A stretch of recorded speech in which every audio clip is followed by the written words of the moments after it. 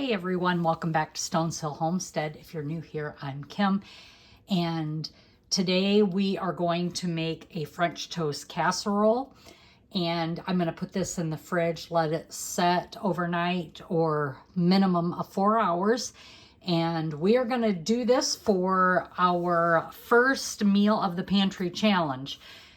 I have been eating leftovers all week from the end of the year, so we've just been not doing a lot of cooking. So come along today and let's get this French toast casserole done.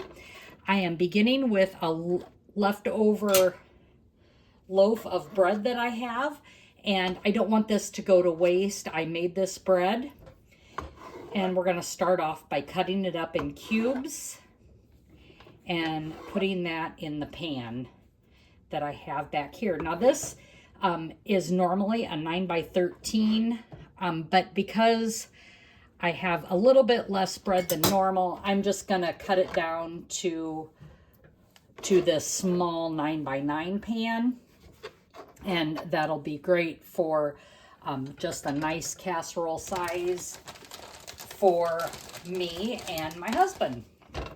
So I'm just going to take the rest of this leftover bread and I'm just cutting it down, and we're just making 1-inch cubes. I'm hoping everybody is having a great new year, that you're doing well. We have been very busy trying to get things started for the new year. I've been working a lot of hours where I work in healthcare. We had a lot of people that wanted to get seen before the end of the year, and hopefully we got them all done. And this pan is not going to be big enough, so I'm going to grab just a little bit bigger pan. I thought I had less bread than what I had, so I'm just going to get another pan ready so that I don't have things spilling out on the sides. We're just going to switch this out and put this pan in there. There we go. That's much better. Get the rest of my bread here in there. The full recipe calls for a loaf of sourdough bread, brioche, or French bread. And that is what it normally calls for. And I just didn't get what I thought I had. So now we're going to do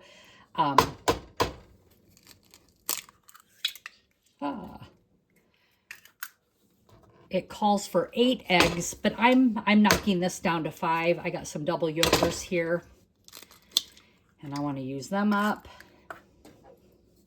I probably should be breaking these up into another bowl, because they are fresh eggs, but it's too late, so we're just going to do it this way. And they're all good, so that's a good day. The next thing that we need to add to this mixture is 2 cups of milk. I'm using half and half today, and that is exactly what we need there. I've already measured it out. Then we need a 1/2 cup of heavy cream. I'm not going to quite use a 1/2 cup. I'm just going to pour a little bit in of heavy whipping cream. The next thing we need is a tablespoon of vanilla. And I really don't need to measure it because, you know, we measure vanilla with love. There we go. And this is my homemade vanilla. It's been sitting for quite a while. I just keep refilling that bottle. And oh, that vanilla smells so good. So good. And then we add a 1/2 cup of sugar. The original recipe calls for 3/4 cup sugar. We're going to whisk this together.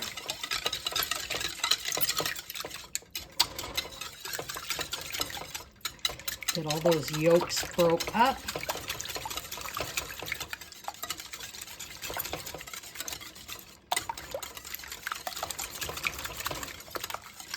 And once this is well blended, we are going to pour this over our bread. Now, the topping, I'm going to go ahead and give you the recipe. I'm going to place in a bag, and I'm going to just let that set until I pull this mixture out of the fridge in the morning.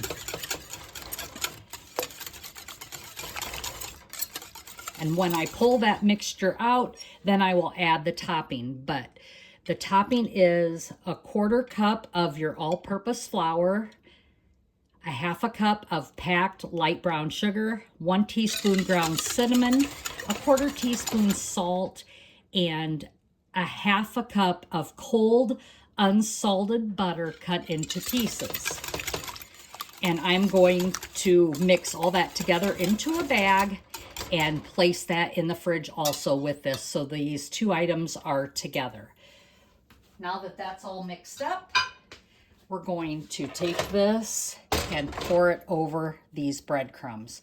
I'm going to cover it with saran wrap or plastic wrap, and it's going to sit for the next 4 hours or all night in the refrigerator. And it's going to soak up all of this liquid. And then in the morning, I will bake it in the morning. So I will be back when the next step happens. So again, this is just the bread with that liquid mixture. And here is everything in the bag. I went ahead and I mixed it all up. I just wanted to show you. And I'm just going to put all that in there. And I'm just going to store it in the refrigerator until this comes out. But it's all mixed up with those tiny pieces of butter, and we will bake it up in the morning. And I just get it all coated in there, and this is going to be fantastic when I open it up. Okay, for the main dish for supper tonight, we are having meatloaf. And I'm just going to put this meatloaf together for you, put it in a loaf, and then get it ready. This is my husband's favorite meatloaf recipe. He would prefer his mother's, but we don't have that recipe. She is passed, and he always loved her meatloaf. But tonight he requested meatloaf, mashed potatoes, and some corn. And we're just going to have that. I think he wants noodles too, but I don't know that he's going to get noodles tonight. So let's just put this together. I am starting with 2 pounds of ground beef. I am doubling this recipe, so it's easy to cut back in half. But I will put the 1 loaf recipe down in the description. So I'm going to start with 2 pounds of ground beef. It takes 1.5 teaspoons of salt. I don't want to contaminate my salt well here. And so that would be 3 teaspoons for my recipe. I'm just going to put that over here. I'll just lay that there. There we go. 1/2 teaspoon of black pepper. And for the salt, I use Redmond's real salt. And I just use normal ground restaurant size, larger black pepper. It calls for 1/2 cup of chopped onion, so I'm using 1 cup of chopped onion. Then it is 1/2 cup of chopped bell pepper. And I am sticking to that. I am not increasing that. I am leaving that at 1/2 cup. Maybe it's a little bit more than 1/2 cup. These are from our garden, so I'm using them up. Onions were from our garden. The next thing I'm going to add is a beaten egg. And these were double yolkers, so I did use 2 eggs. And I'm just gonna mix that up in there. Take that spatula, get the egg out. Hope I'm not blocking your view. It looks like that's exactly what I'm doing. And then 8 ounces of diced tomatoes. I have doubled that, so I'm putting these diced tomatoes in here. Here we go. They were drained as well. Again, garden tomatoes are great to have. And then a 1/2 cup or 1 cup, since I'm doubling, for quick oats. Mine are gluten-free. They came from Azure Standard. And I'm just pouring that in there. So I did use 1 cup. Now I'm just going to get in here with my hands, because there's really no good way to mix a meatloaf, in my opinion. I'm just going to start mixing this all up. I should have used a bigger bowl, but I think I can make this work. Once I get that ground beef up here and start soaking up some of the liquid, I think we'll be good on this bowl. You're going to preheat your oven to 375 degrees.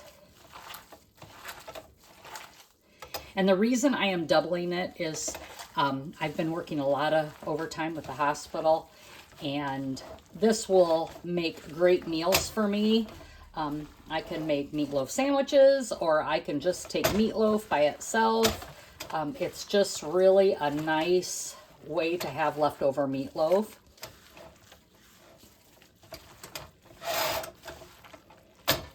Just trying to get that meatloaf that's not mixed in up from the bottom.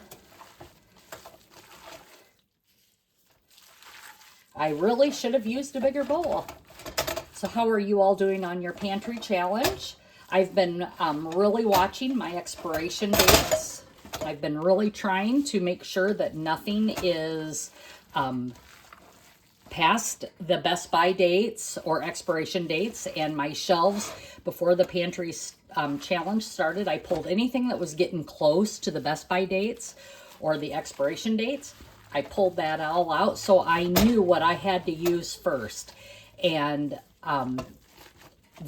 for the grocery store items, of course, I've got my canned stuff that I'm not worried about. But I did do a couple items that needed to be used up. So today, the green peppers that I had in the freezer from our garden, those were from last year, so I wanted to get those used up before this season comes in. Want to make sure that's all used up so that we don't have anything that gets freezer burnt. The next thing I'm going to do is, I believe today or tomorrow, I'm going to make breakfast burritos for the freezer. My husband loves those, and so we're gonna get those up. I've got some sausage thawing for that, and some green peppers and onions again for that as well. And then scrambled eggs, and we'll fill those up and get those placed in the freezer. So it looks like it's really mixed up nice now, and I'm going to make this into a loaf. I've already got my pan ready.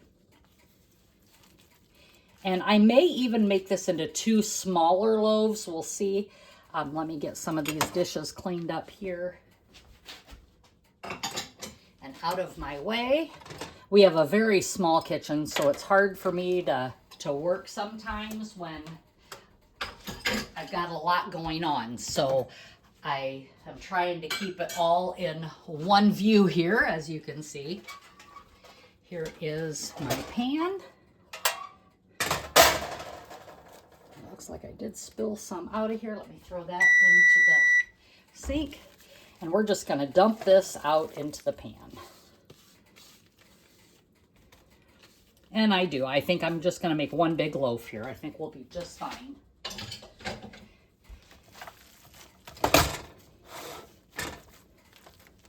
Now, this recipe also has a topping on it, which is a 1/3 cup ketchup, 2 tablespoons of brown sugar, and 1 tablespoon of mustard that you would spread on the top of this.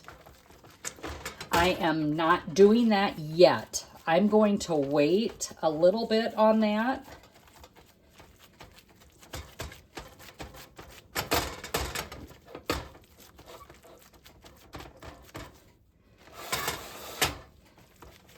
I'm going to make sure I got enough room.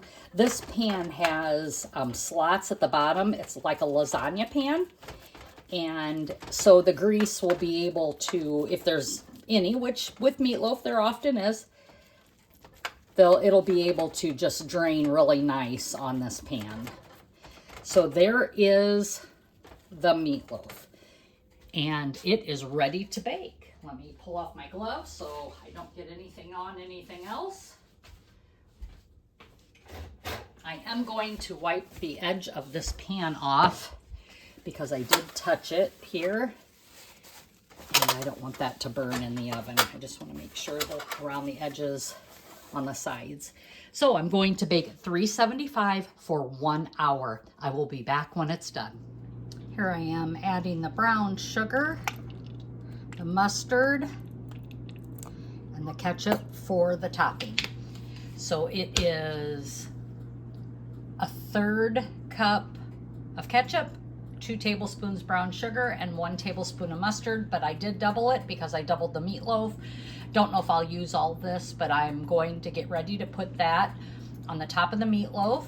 It has 24 minutes left in the oven. Just pour this right on there. Scrape it out, spread it around.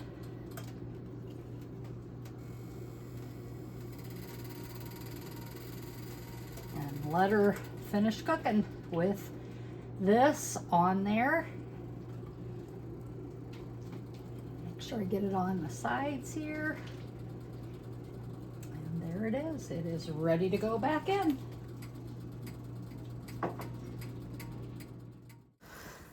Here are some fresh raspberries that I'm eating, finishing up. Here is the plated meatloaf, mashed potatoes, and we also had some cottage cheese salad. Here is the baked French toast casserole with the topping, and now it is finished and ready for breakfast. So for this meal, we are making breakfast burritos that I can put in the freezer. And so all I'm doing with these is adding some sausage that I've already fried up, of course some scrambled eggs, and of course some cheese. And I'm just gonna start by putting these in here, and I'm not sure exactly how much of each I'm going to put in. So let's just grab a spoon and get started. I could measure it, just not sure what I'm gonna be doing exactly on amounts. So the first thing I'm just gonna do is put some sausage in here. And these tortillas that I'm using are Stacy's from Azure Standard. And I wanna get these nice and full. I just wanna make sure that these are nice and hearty for us. I'm not looking to make a certain amount today. I just wanna load them up nice. And I wanna see about how much I can fill these with and still have them closed nicely for the freezer. So we roll it up, pull it back, fold the ends,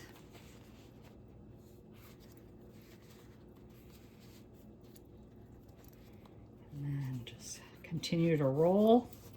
We're going to tuck these ends here like this so it looks like an envelope, and continue to roll. And there's our burrito, and that appears to be a nice size there. Then I will wrap each one in saran wrap and put them in a bag for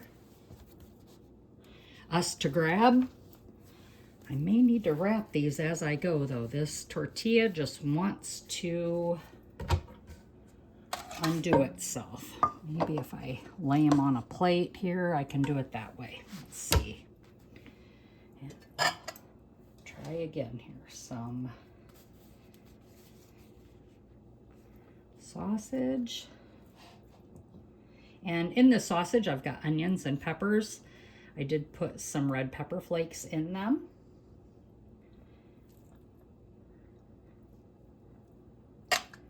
And I'm guessing the amount of scrambled eggs that I'm putting in here would equal about 2 eggs, is my guess. I'm just not real sure exact quantities. I did scramble up 20 eggs, so maybe if that can help you. And a lot of them were double yolkers. We had some really nice eggs here. Roll this up, and again, fold it. Give us a, I'm gonna I tighten it up as I'm rolling. There, that's a much better one. And that's a nice size. So I'm gonna continue to do this, and when I'm done, I will come back. And we ended up with 12 breakfast burritos. So we're done with week 1 of the Pantry Challenge. Thanks, Jessica from Three Rivers Homestead. We will see you on the next video. And as always, be blessed and laugh as much as you breathe. Have a great day, everyone.